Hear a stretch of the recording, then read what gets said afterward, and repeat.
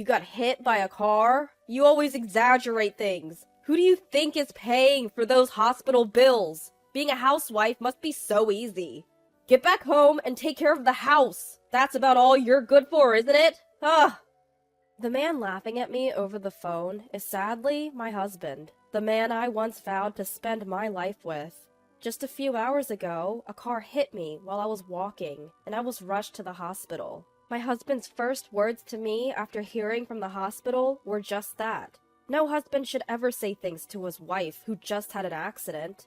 But in a few minutes, he would go from laughing to looking pale. My name is Olivia. I'm 40 years old. I've been married to Benjamin for 12 years. As for our relationship... Hey, you're the housewife, right? What's up with this breakfast? Can't you do better? He takes his bad moods out on me, especially in the mornings. On the table are pancakes, coffee, and bacon and eggs. I didn't skimp on anything. All right, I'll be more careful. Weren't you supposed to leave early today? After years of living together, you learn how to brush off your spouse's moods. He grumbles, but finishes his breakfast and rushes out the door. Finally, I can start my own meal. Lately, he's been increasingly arrogant. I could divorce him, but there's one reason I don't. Don't you get annoyed, Mom? I don't want to marry someone like Dad. The reason is our daughter Emily, who's sitting across from me. She's only 10, but acts much older. Sometimes we talk like friends. He has his good points. He works hard every day, and I'm grateful. But his attitude sucks. He's making fun of you. I calm my angry daughter and send her off to school. I won't lie, I've thought about divorce. This goes back to when Emily was in kindergarten and got the flu for the first time. She had a high fever and was coughing badly. My husband said, "Emily, I have an important meeting tomorrow. Don't get me sick." What? Our daughter is suffering and that's all you have to say? He retorted, "Why did she get sick if she got vaccinated? Did you take her to a quack?"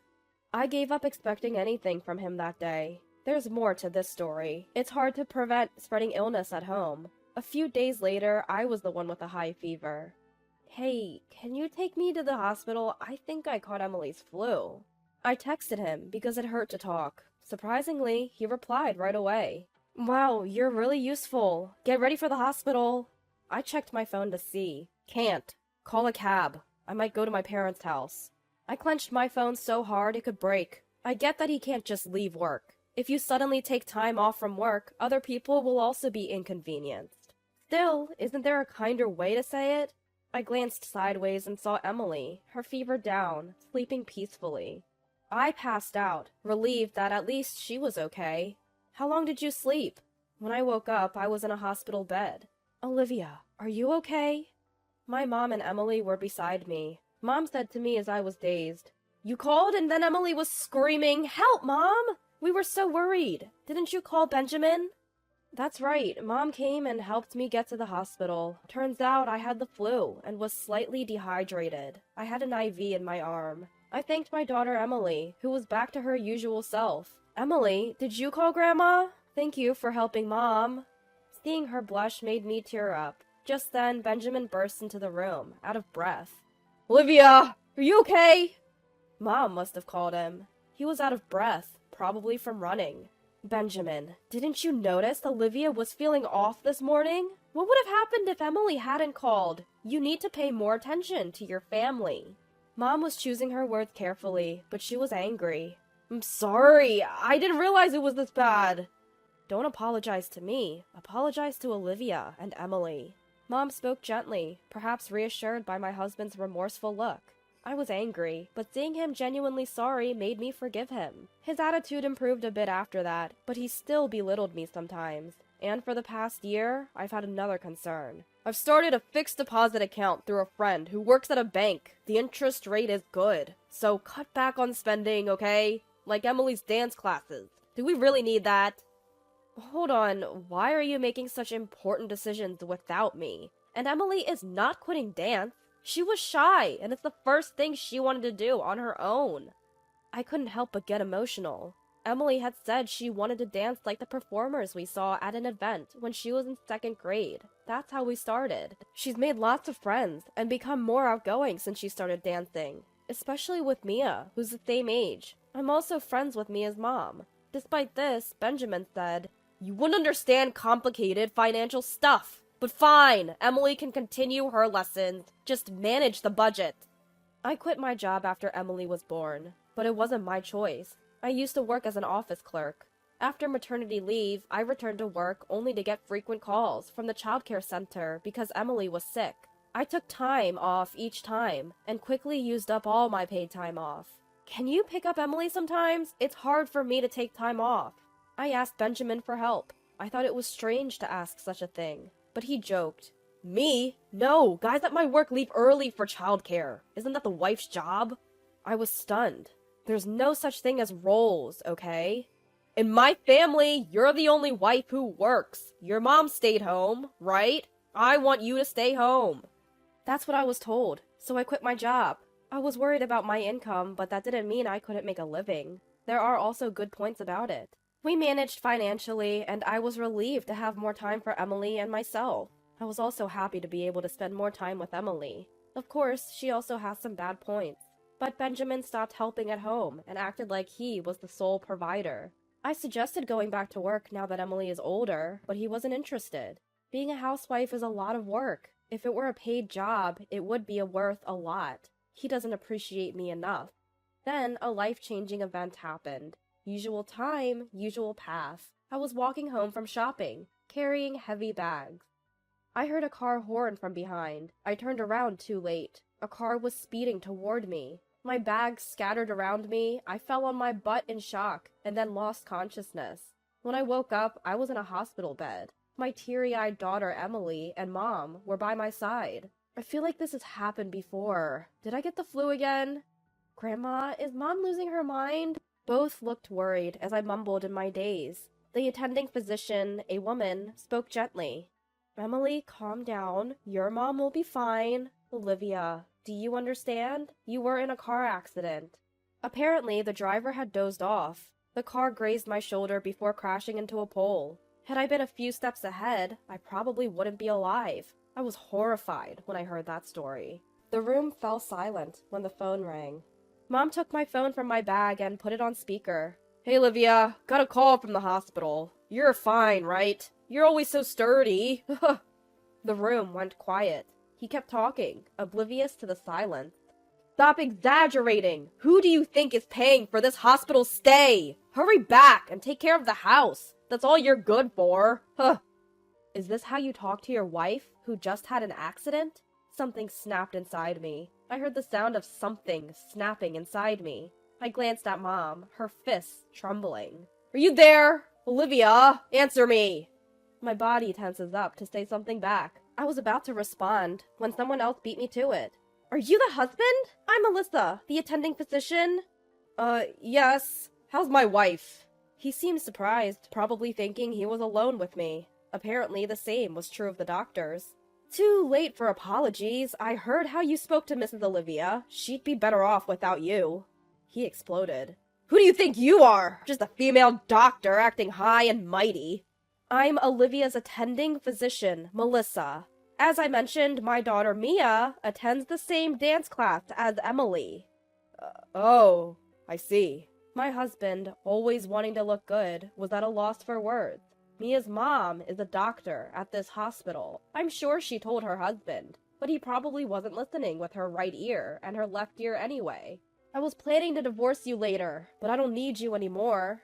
Benjamin, I'm going back to my parents' house after I'm discharged. Don't worry about Emily. Mom will take care of her." "Wait, who's going to take care of the house?"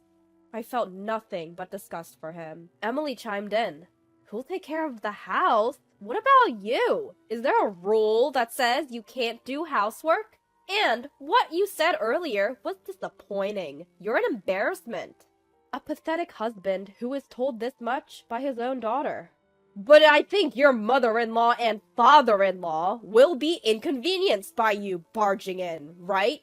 If you find out, then think again." Mom, who had been silent, finally spoke. "Hello, Benjamin. This is Olivia's mom. We don't mind at all. Don't worry about it."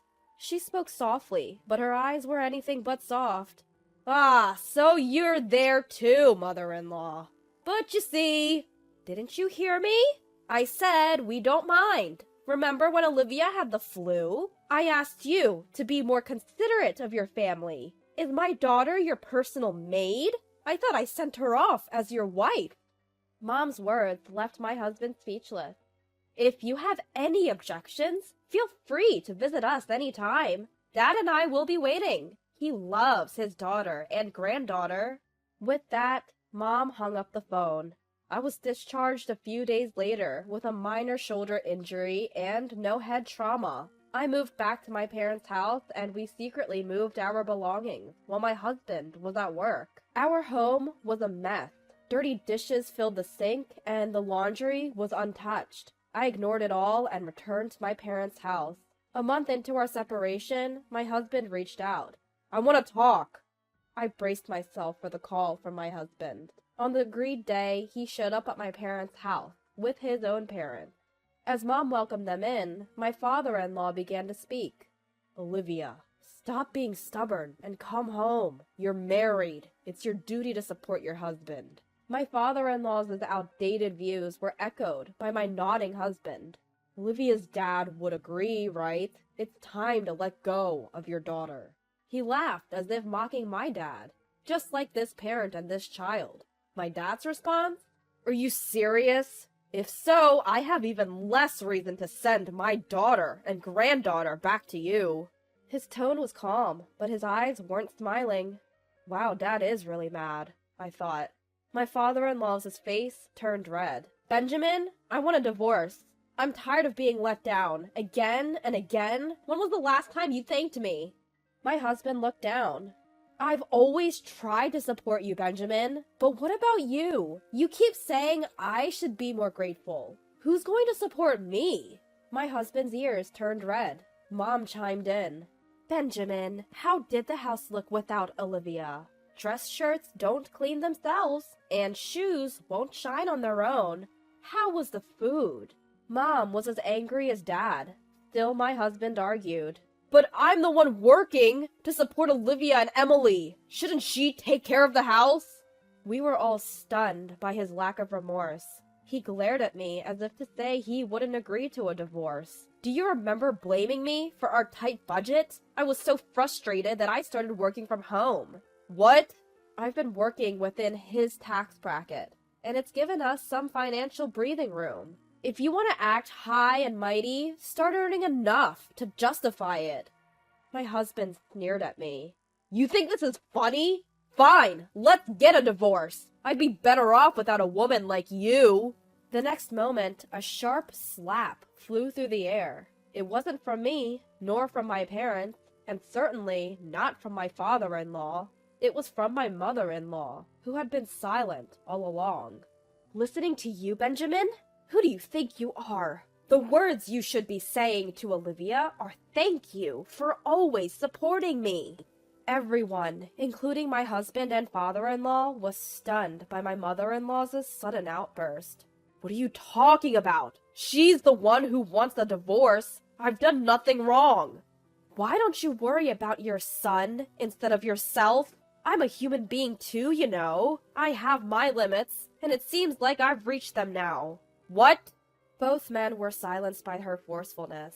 Caught off guard, my husband finally agreed to the divorce. We immediately started discussing child support and asset division, and that's when I learned something unexpected.